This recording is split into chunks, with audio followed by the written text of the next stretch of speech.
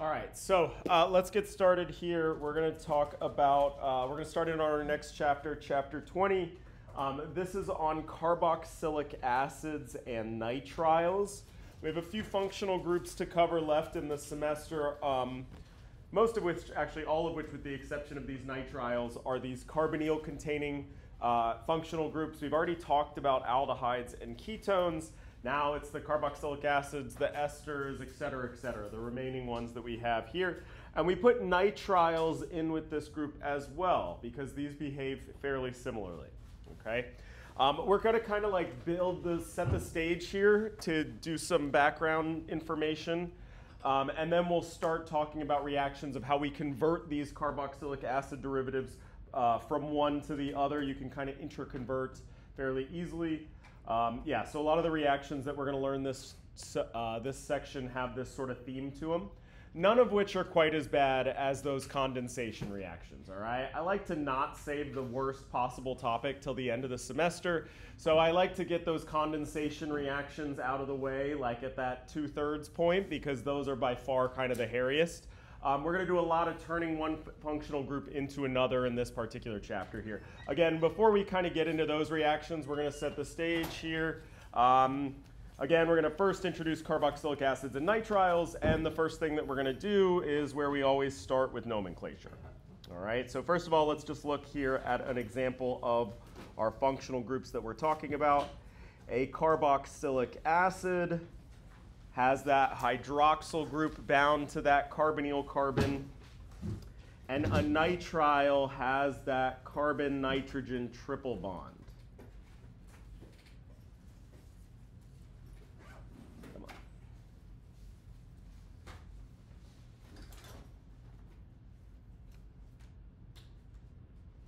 All right, so again, this is our carboxylic acid.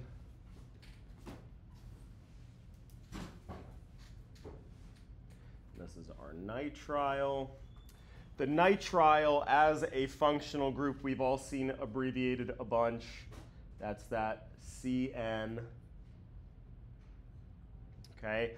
Carboxylic acid, you'll see abbreviated a lot as well, and that is COOH.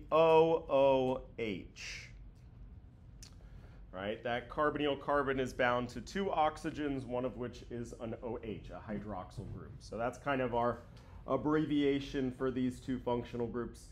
And again, it might seem that they look visually very different, but in both cases you have this carbon that's got this high order bond, a double bond in the case of the carboxylic acid and a triple bond in the case of the nitrile, to that electronegative element.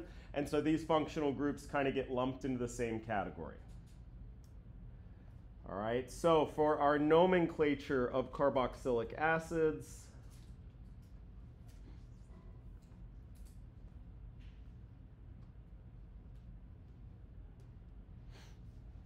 okay, let's just get an example here.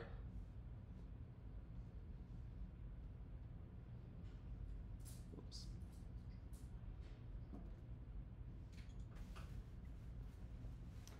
All right, so step one, as always, we're going to find that parent chain. Okay, and a carboxylic acid gets the new suffix oic acid. And there is a space in our IUPAC name here between that oic acid, the oic and the acid. All right, everything else is the same. Okay, so if we find our parent chain here, this is 1, 2, 3, 4 carbons long. All right, make sure we count that carbonyl carbon. That's a carbon in our parent chain. So this would be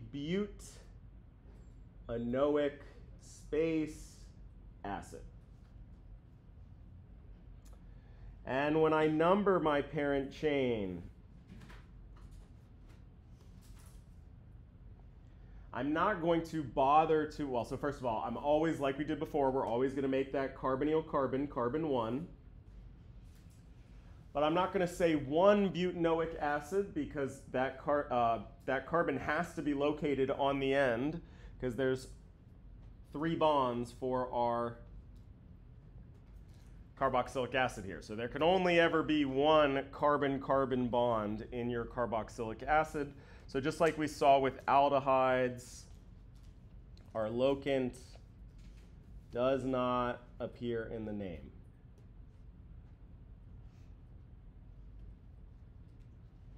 That carbonyl carbon is always going to be carbon 1. All right, so then we put it all together. In this case, we don't have anything else to do. This is just butanoic acid. All right. The other thing that we'll make note about with our carboxylic acids are these are the highest priority functional group.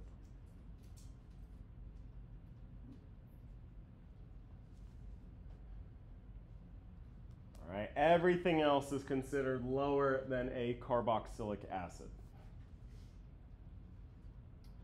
So let's just practice this really quick.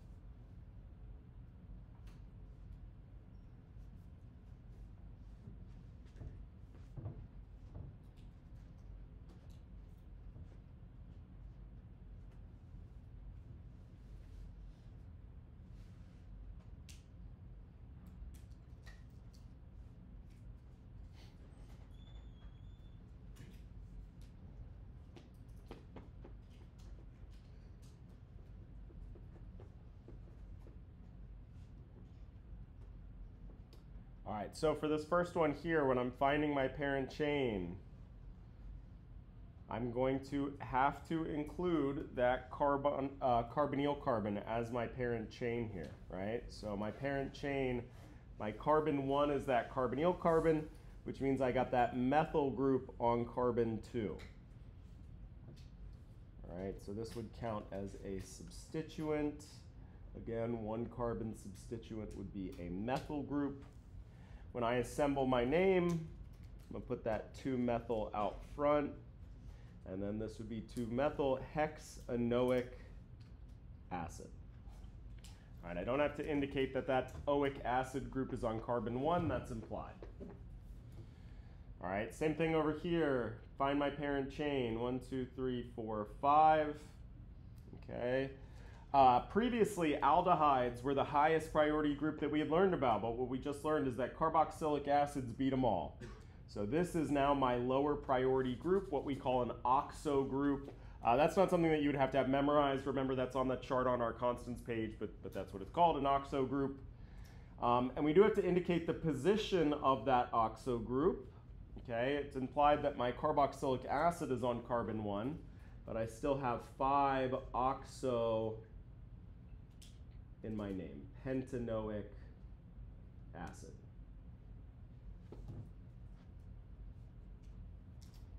Cool. All right, so now we're going to repeat this game here, but with our nitriles. Oops.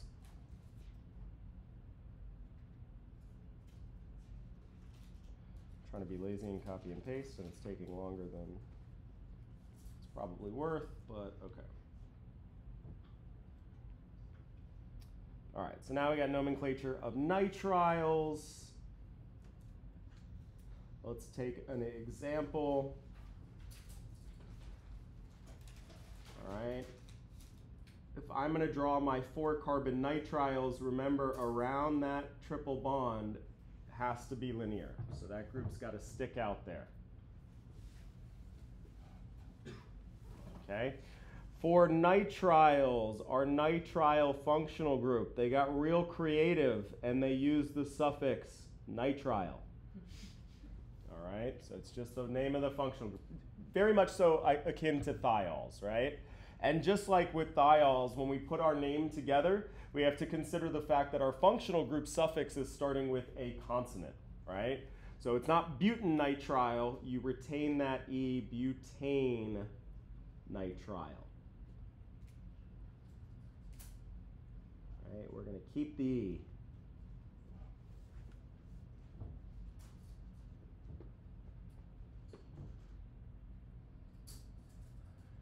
All right, a nitrile functional group, that carbon has 3 bonds already occupied, right? That triple bond to that nitrogen. So just like our argument with the carboxylic acid, these always have to appear on the end of a molecule. So just like before, you're not going to include that locant in your name. The one thing that you got to watch out for, that people get tripped up for, is that this carbon right here in this triple bond, that is carbon 1 of your parent chain. Right? People have a tendency to skip over that carbon or forget it's there. Remember that triple bond with that nitrogen, there's a carbon on the other side. That is carbon 1 in your molecule, in your nomenclature scheme. All right, so let's just do a few examples here.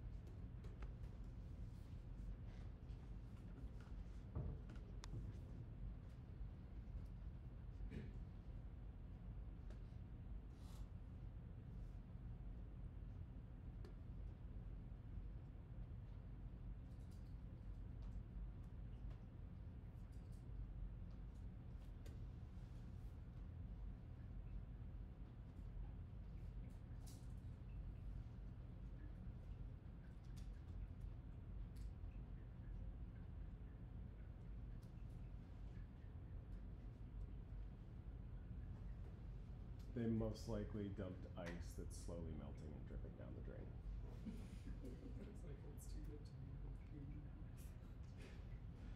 All right, so our parent chain, 1, 2, 3, 4, 5 carbons. Remember, I'm going to count that nitrile carbon. I'm going to number my parent chain starting with that nitrile carbon. 1, 2, 3. So that means my 2-carbon substituent, what we would call an ethyl group, is located on carbon 3. So this would be 3-ethyl pentane nitrile. All right, keep that E in my pentane. All right. Now, for this second example here, I did this, what would you say, like the condensed version of this nitrile functional group, because this is often how you'll see it in a textbook, especially as a product of a substitution reaction, where really if I was being good and drawing out the full Lewis structure here, it would look like this. And remember, when we count our parent chain, that carbon has to be included in that parent chain. All right, so that'd be 1, 2, 3, 4, 5. Is this the exact same friggin' molecule? Yes. Pretty close, huh? 1, 2, 3, 4, 5. Clearly, really creative. This one would be 2-ethyl pentane nitrile. All right. But my point here was, don't get tripped up when you see it in this abbreviated form here, right? That carbon has to be counted as your parent chain.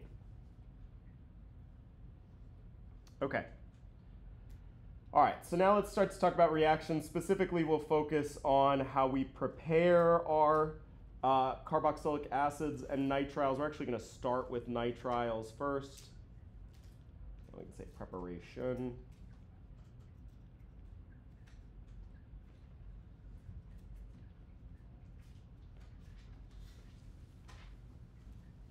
Okay, so first one is just sort of review here. We know that the cyanide ion is a good nucleophile. All right, so that's an easy way to prepare these nitriles, is to take an electrophile. All right, we had learned last chapter, let's just remind ourselves real quick, what happens when we use an aldehyde or ketone. Okay, and we talked about when we use these cyanide ions as nucleophiles, you can be clever and use it in the presence of HCN, which will play the role of your proton donor.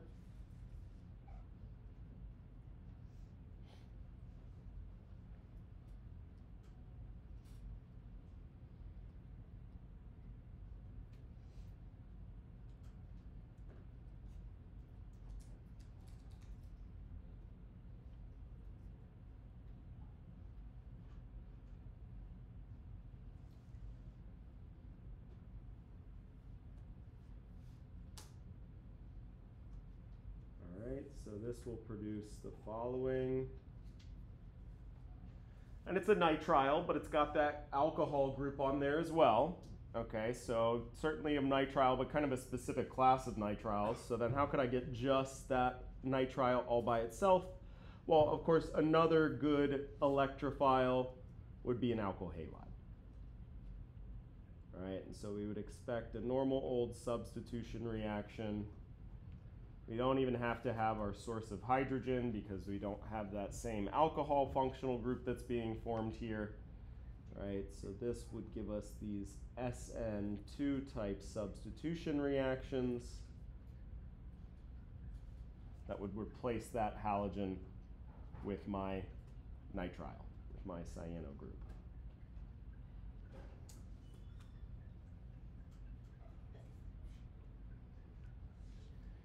All right, so the cyanide ion is a good nucleophile, so if we have one of our good electrophiles, we can create that nitrile functional group. Okay, so the other one utilizes a reagent. So this one's a new one. We've seen this reagent before, but it did something completely different. All right, so this is going to be starting with what's called an amide. And we'll talk, a lot of people say amide. I have no idea which one's right. I just pick one and stick with it. All right, I call it an amide. We'll talk a lot about these functional groups next class as well. They're one of our carboxylic acid derivatives. We can convert an amide into a carbonyl group, or I'm sorry, into a nitrile group.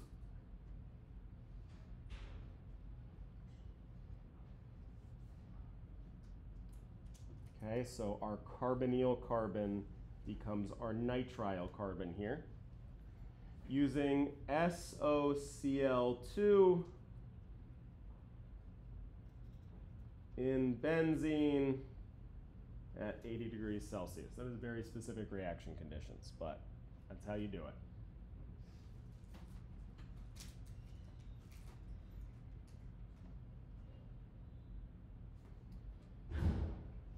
All right, and we'll talk, I guess let's just remind ourselves, just because it's pretty different here. We've seen this SOCl2 before, but it was converting a hydroxyl group into a halogen.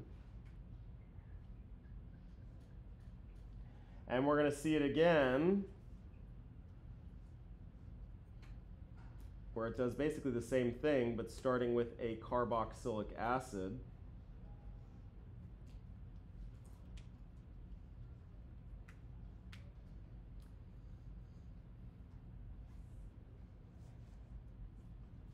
All right, so clearly it's pretty good at removing one of those oxygens, but if you start out with an amide, you don't have a hydroxyl group, and so you get a very different product here. All right, so these are our reactions, all of the same reagent here.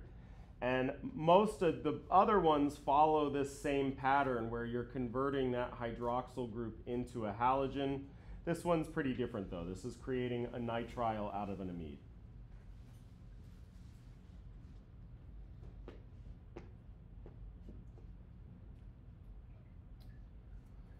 All right, so these are the ways that we can prepare our nitriles. All right, we also have talked about before about how we can prepare our carboxylic acids.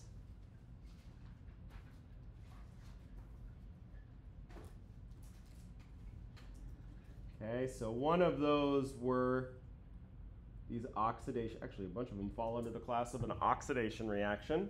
So we can oxidize either a primary alcohol or an aldehyde. Either one of these would be starting points that we could use, as long as we use our strong oxidizing agent, our chromium-based reagent.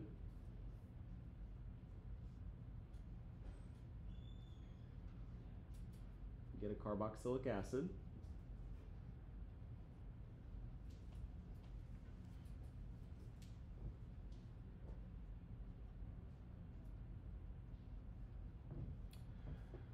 So we can oxidize a primary alcohol or an aldehyde to a carboxylic acid.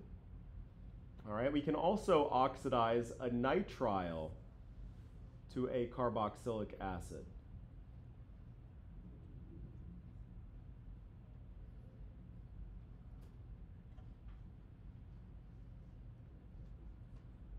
All right, and we don't really need any sort of crazy oxidation conditions, just acid and heat.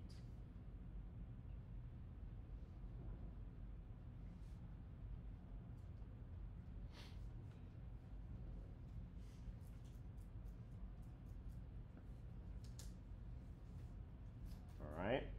So we talked before about how acidic conditions, you get an acidic aqueous solution and you heat it up and you will convert a nitrile to a carboxylic acid. All right, what we're going to add on here is, or you could use a basic solution. Either one of these would work.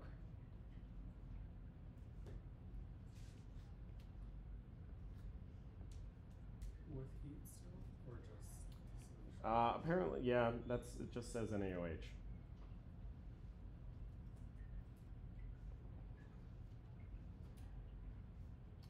All right, and so let's see if we can't figure out what's going on here by looking at a mechanism.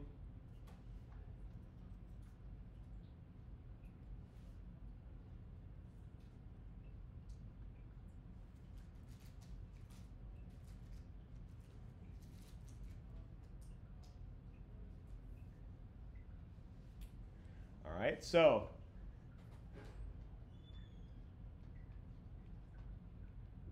if we look at our two reactants here, we have this hydroxide ion that we know is both a good base but also a good nucleophile. And then we have this nitrile functional group here, right? And we said that these nitriles, they behave a lot like carbonyl groups. Okay, so then what role do we think this carbon at the base of my nitrile group is going to play in this reaction? The role of the electrophile, yep. And so that's exactly what we're going to see here. Right, so this is actually going to be a nucleophile. Our nucleophile is going to attack that electrophile. And again, just like we saw with carbonyl groups, one of the things that makes that carbon such a good electrophile is that pair of electrons can act as a leaving group, bouncing onto that nitrogen.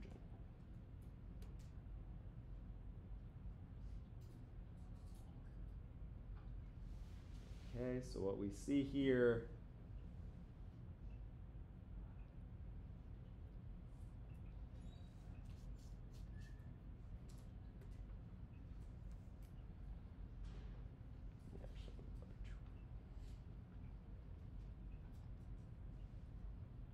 okay. We've seen these nitrogens double bonded to carbons before. We called these amines with an I. This is an imine ion.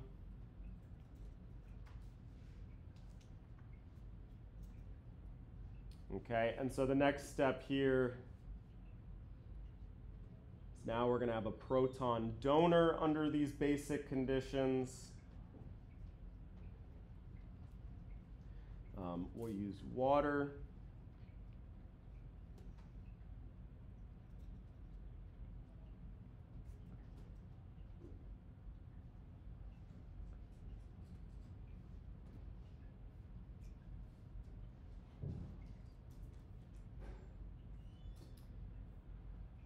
All right.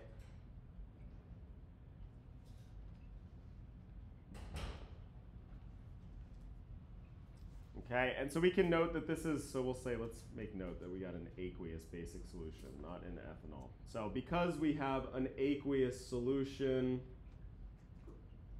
remember, under such conditions, this wouldn't favor this amine form here, but rather will react and be replaced with a carbonyl group.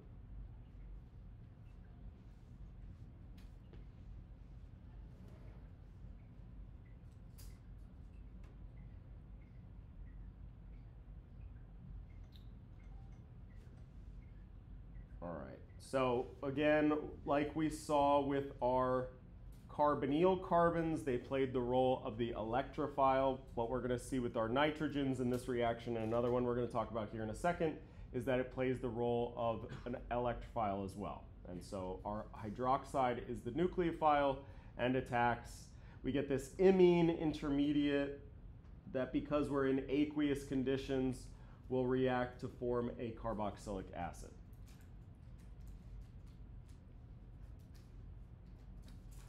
All right, and so the last preparation of carboxylic acids that we're going to learn about is another sort of common reagent that we've seen before. That is a Grignard.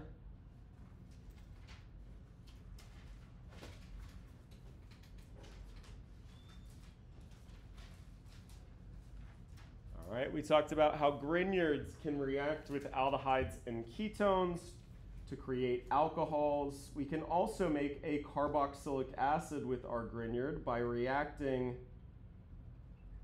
that Grignard with carbon dioxide.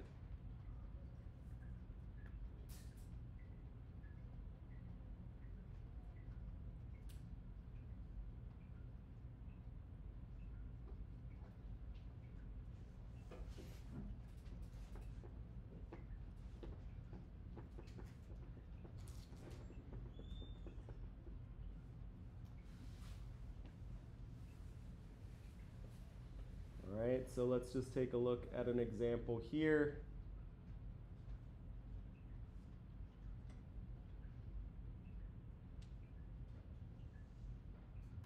All right, I want y'all to see if you can propose a reaction mechanism that would create a carboxylic acid from our Grignard and our carbon dioxide.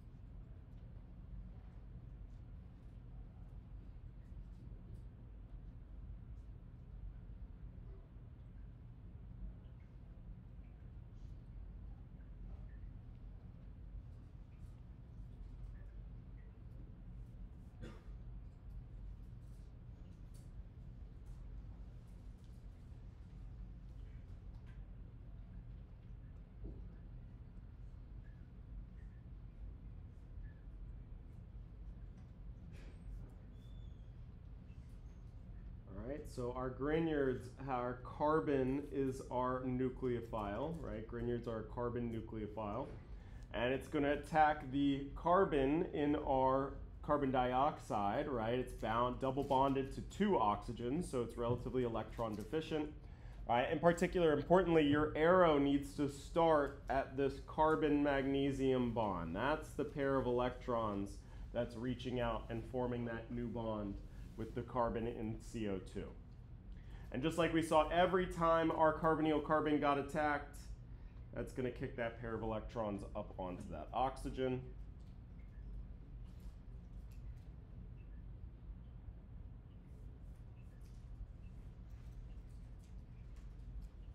All right, so this produces this intermediate here. I'm going to be good and put in my lone pairs. All right, this is a deprotonated carboxylic acid, what's called a carboxylate. All right, a carboxylate is a deprotonated carboxylic acid, right? And by that, everybody just real quick look up here. I would make my carboxylic acid by just putting a hydrogen right here. Right? So when I remove that hydrogen, that is what's called a carboxylate.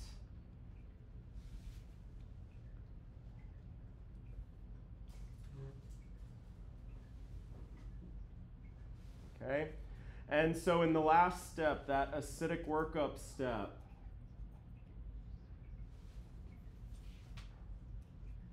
I'm going to protonate my carboxylate, leaving me with my carboxylic acid.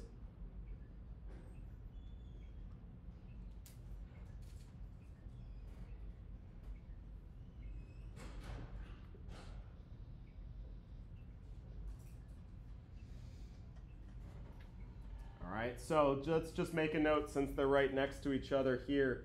We call it a carboxylic acid when it's got that OH group. As soon as it loses that hydrogen, we call it a carboxylate.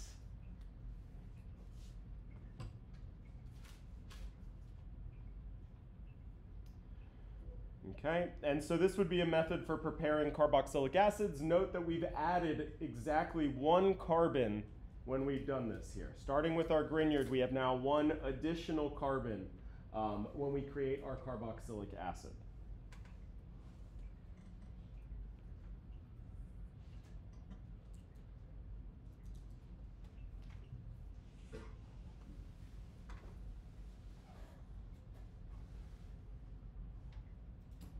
All right, so since we're talking about Grignards, let's introduce another Grignard reaction.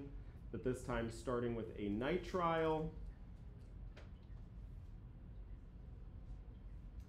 All right, so our reactions of nitriles, first of all,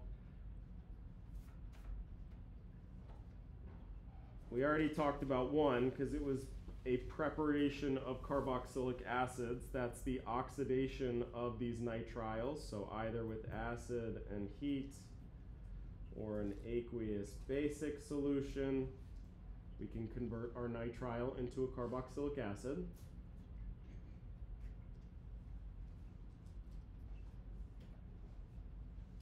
But again, we think of nitriles as being similar to carbonyl groups. So we're also going to talk about these Grignard reactions of nitriles.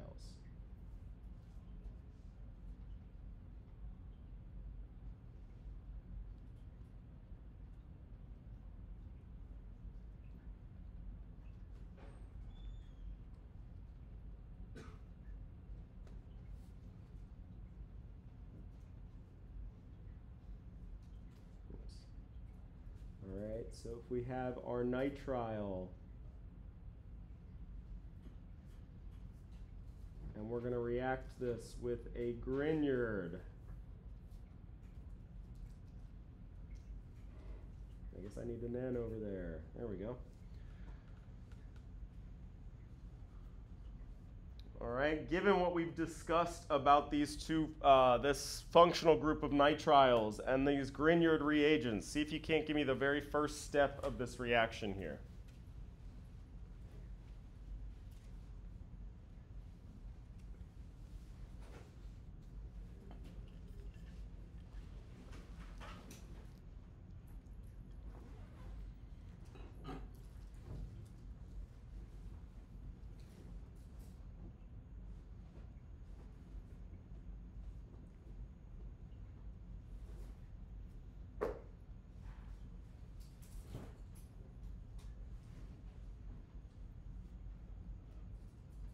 So just like we saw before, our Grignard, as always, is our nucleophile. And my nitrile carbon is going to be my electrophile.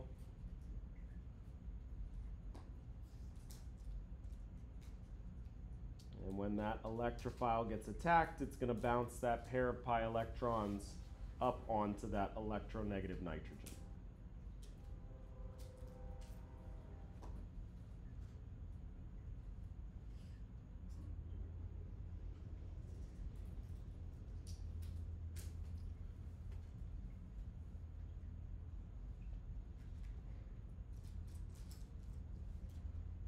So again, I've connected my nucleophilic carbon to that electrophilic nitrile carbon.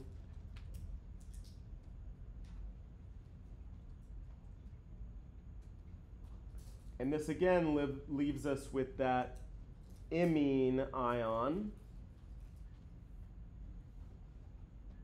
Okay, remember when you work with Grignards, your second step is to add that acid, what they call the acidic workup.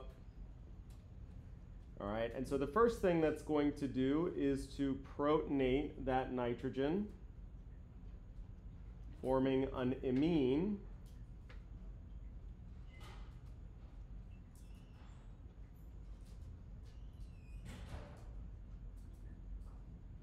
Whoops. All right. But just like we discussed before, what happens to that imine when it's in an aqueous solution?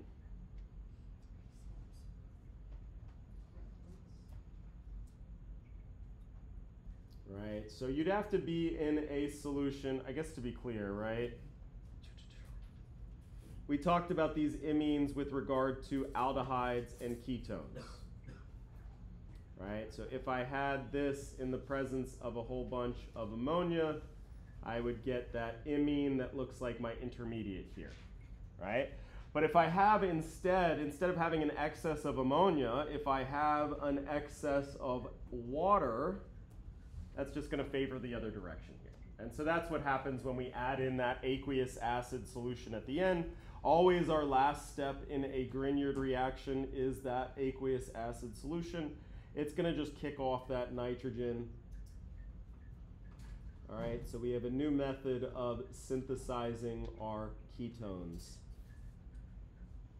using a Grignard and a nitrile.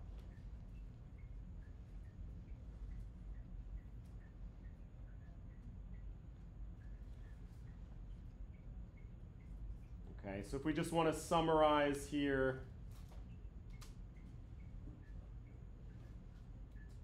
let me just move this down, it's going to drive me nuts.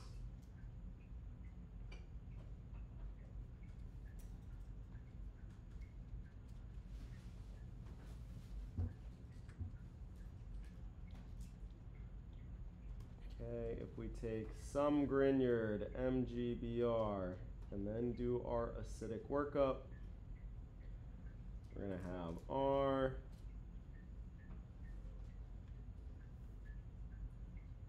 our two R groups are now around that carbonyl, right? We've created a ketone.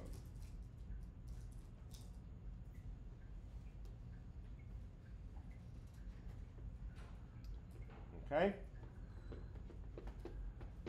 All right, so again, nitrile carbons behave a lot like carbonyl carbons. They can play the role of electrophiles, they can be reduced, and they can be oxidized.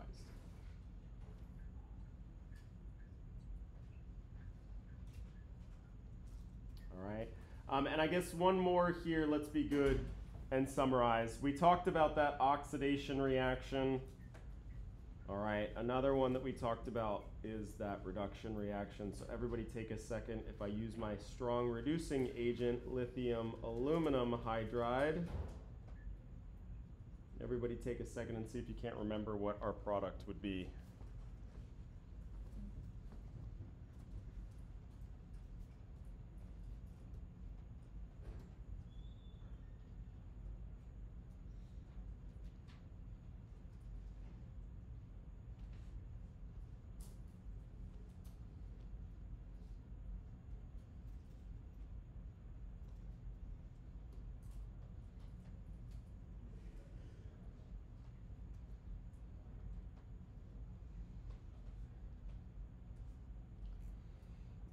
So we can oxidize them to a carboxylic acid. We can reduce them to an amine.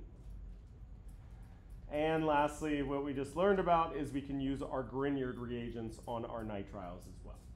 All right, so those are our three nitrile reactions that we're going to learn.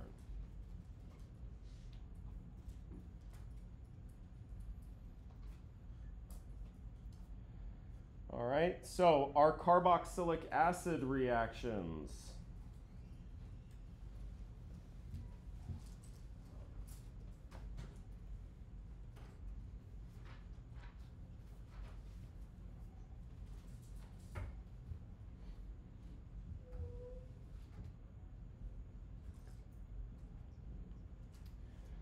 Okay, so the largest one, the ones that you're going to see 99.9% of the time when you're talking about carboxylic acids are, as the name implies, them playing the role of acids in an acid-base reaction. All right. So first of all, we're going to take a look at a simple carboxylic acid. A 2-carbon carboxylic acid, which would be, according to our nomenclature scheme, ethanoic acid, but literally nobody calls this thing ethanoic acid. It's one of those where the common name has just completely dominated to the point where the IUPAC is like, fine, call it the common name. I give up, all right? What is the name of this 2-carbon carboxylic acid here? Does anybody know? Yes, this one would be acetic acid. Kind of like how acetone doesn't follow our IUPAC rules. Same with acetic acid. This is one we just got to know. And there are a few, but this is the one that I'm going to tell you got to know. All right, so if we're going to do our acid-base reaction, let's just react this with a normal base here like sodium hydroxide. All right. And we'll even do out the mechanism. This is like the very simplest reaction that we learned at the very beginning of your organic chemistry careers. These proton transfers. So my base is going to steal that proton,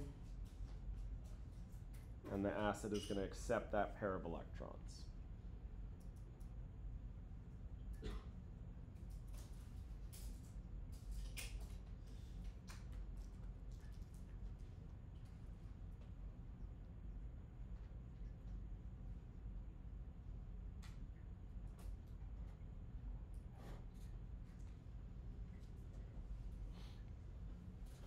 So this will produce water, and what do we call these deprotonated carboxylic acids?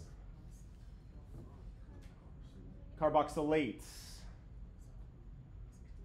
So the actual name of this would be acetate, but yes, it is a carboxylate ion.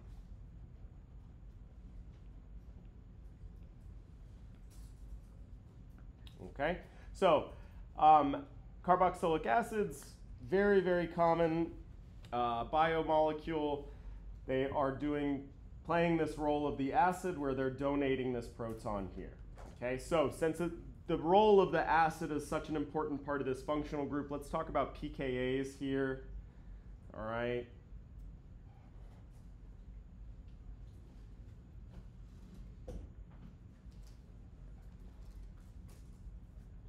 Okay, so first of all, if we just take like an alcohol, like ethanol, this has let's just make a list of pKa's here.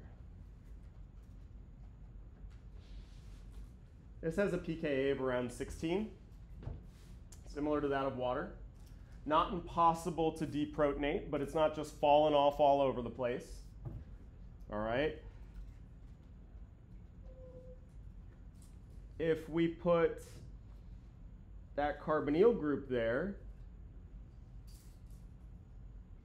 all of a sudden my pKa has decreased to 5.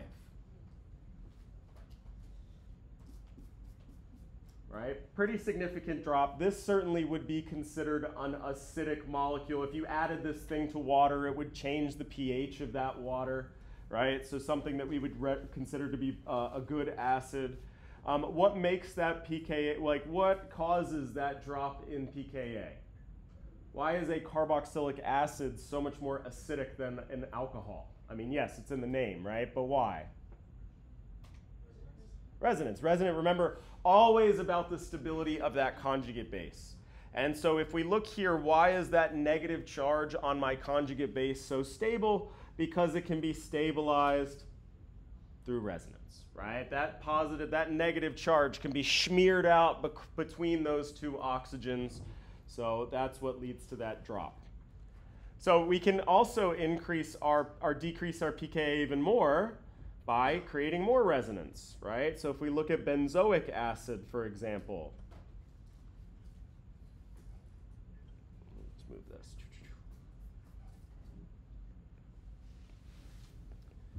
All right, now I have a benzene ring that will help stabilize that negative charge.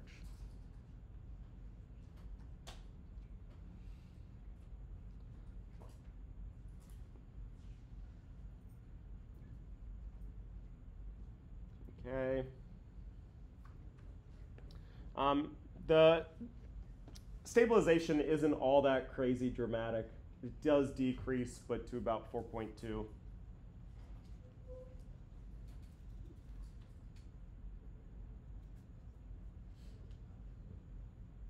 All right. The other thing that we can see is not stabilization through resonance, but what's called induction using our electronegative elements like fluorine and chlorine. All right, so fluoroacetic acid has a pKa of 2.5.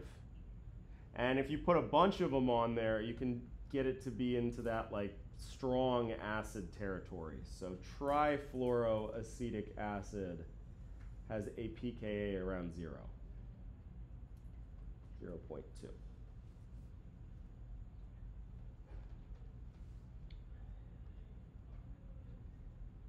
So we can stabilize that negative charge by resonance. And we can further stabilize it by induction to create an even stronger acid.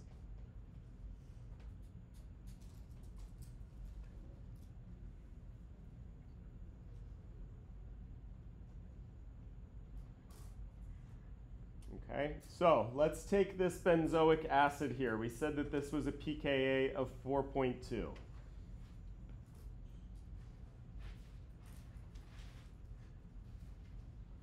All right, we're going to draw two more benzoic acid derivatives here. And we want to think about whether these would be higher or lower in terms of their pKa.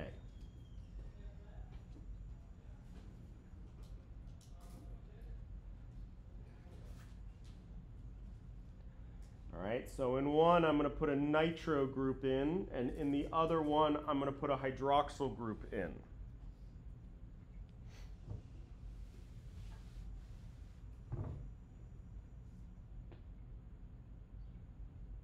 All right, and what we want to remember here is that our nitro groups are considered to be electron withdrawing groups. And our alcohol group with its lone pair located right next door to the ring here would be considered an electron donating group. All right, I want you to think for a second what effect that would have on the pKa of that acid. Is it going to be greater than or less than 4.2? Remember, less than means a stronger acid. Greater than would be a weaker acid.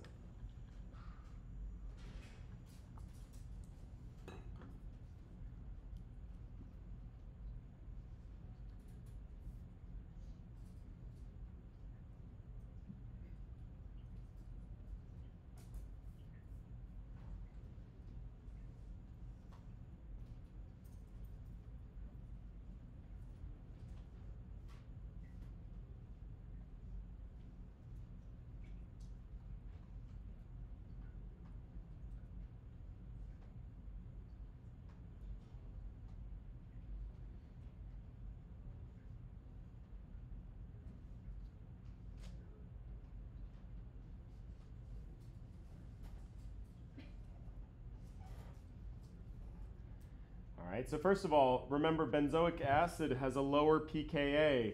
It helps stabilize that negative charge by spreading it out across that ring through resonance, right? So this thing was going to help to spread that electron density out. So what would help stabilize this? A group that withdrew electron density, or if a group added electron density to the ring? What do we think? Which one's going to have the lower pKa? The one on the left or the one on the right? Yeah, so this one would be a lower pKa, and this one would be a higher pKa. Probably nothing too crazy dramatic, but yes. An electron withdrawing group will help stabilize that conjugate base, that negative charge. An electron donating group will destabilize that negative charge, right? Make that benzene ring less effective at spreading that negative charge around.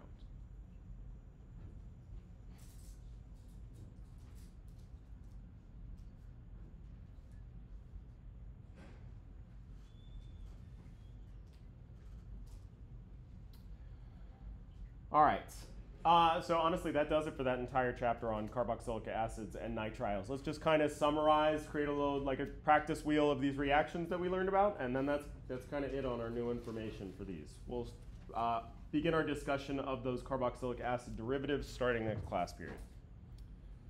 All right.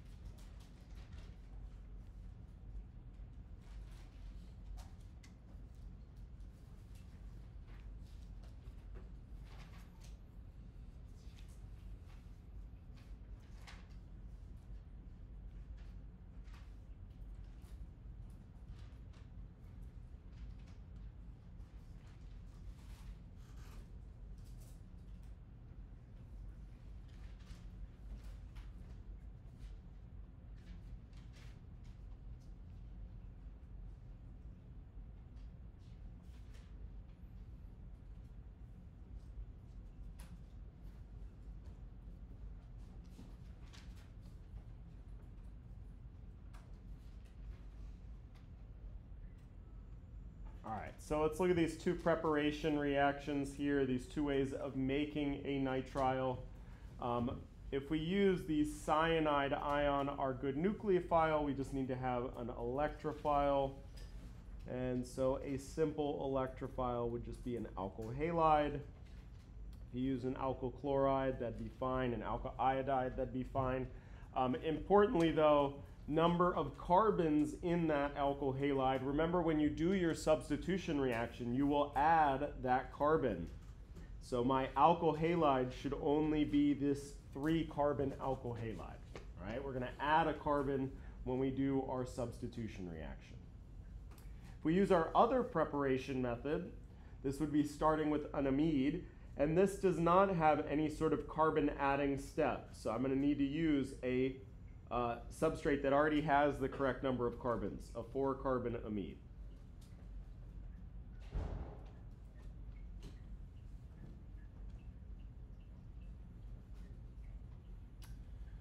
All right, so our oxidation, the acid and heat is how we oxidize a nitrile to a carboxylic acid.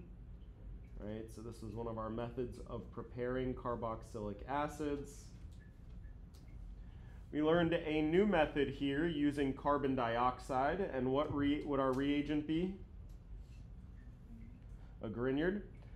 Just like before, importantly, we're going to add an additional carbon when we create our carboxylic acid. So I'm going to need to, actually I'm going to use this exact same frickin' alkyl halide over here to make my Grignard, a 3-carbon alkyl halide.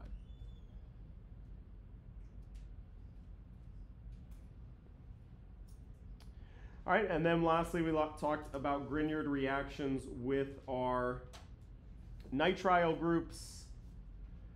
Okay, so if we have a 4-carbon nitrile group,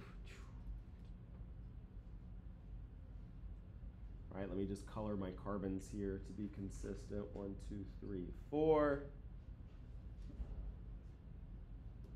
And then I have my 2 carbons from my Grignard.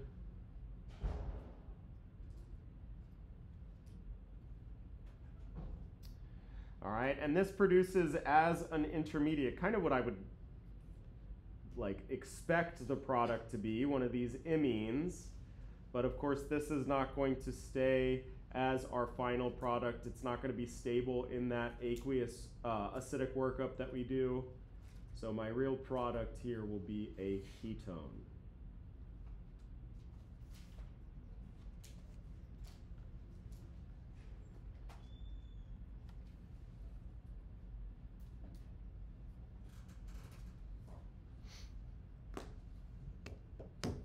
Cool. All right, so next class, we'll talk about a bunch of carboxylic acid derivatives. All right, let me just kind of give you a preview. Our carboxylic acid derivatives. They all have the same basic structure.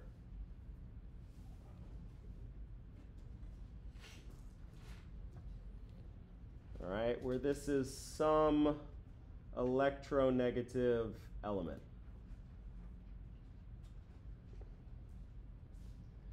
And they look a lot like aldehydes and ketones because they contain those carbonyl groups. We do very much so kind of keep them in a separate bucket in our mind. We're going to see that electrophilic carbonyl carbon a lot. But nonetheless, because of that electronegative element bound to that carbonyl group, these have slightly different reactions. And yeah, so we'll start in on those next class. There's no point in jumping in on those right now. Cool. All right, I'm ready to be done a little early here. So, yay. We'll meet for lab at half after.